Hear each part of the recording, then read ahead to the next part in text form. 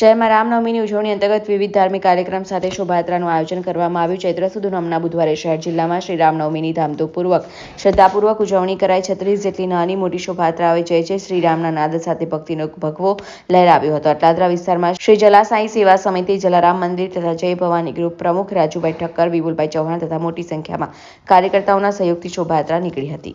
રામનવમીનો દિવસ છે અને આજના દિવસે ભગવાન શ્રી રામલલ્લા જ્યારે અયોધ્યામાં બિરાજમાન થઈ ચૂક્યા છે ત્યારે હિન્દુ તરીકે સૌની ફરજ બને છે કે આપણે પણ ભગવાન માટે કંઈ કરી શકીએ, એમના લોકો સુધી ગુણગાન પહોંચે અને વિસ્તારમાં એક ધાર્મિક લાગણી ઊભી થાય એવું વાતાવરણ બનાવવા માટેનો એક નાનો મોટો પ્રયાસ આજે ખૂબ જ મોટું વિકરાળ સ્વરૂપ જેને ધારણ કર્યું છે.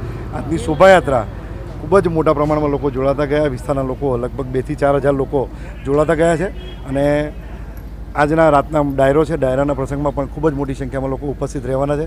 આવતીકાલે 10,000 લોકો જમી શકે એટલો મોટો ભંડારાની પણ એક વ્યવસ્થા છે. તો લોકો વિસ્તારમાંથી એક ધાર્મિકમય વાતાવરણ બને એવા એક આશય સાથે લોકોએ ભેગા મળી અને આ પ્રસંગ દીપાવ્યો છે, જેને હું વિસ્તારના લોકોને ખૂબ શુભેચ્છાઓ પાઠવું છું. આજ રોજ શ્રી સાઈ સેવા સમિતિ દ્વારા આયોજિત રામનવમીના દિવસે અમે લોકોએ ભવ્ય રેલીનું આયોજન કરેલું છે, જેની અંદર બોમ્બેથી આર્ટિસ્ટો આવ્યા છે જે રામ, સીતા અને લક્ષ્મણ બન્યા છે.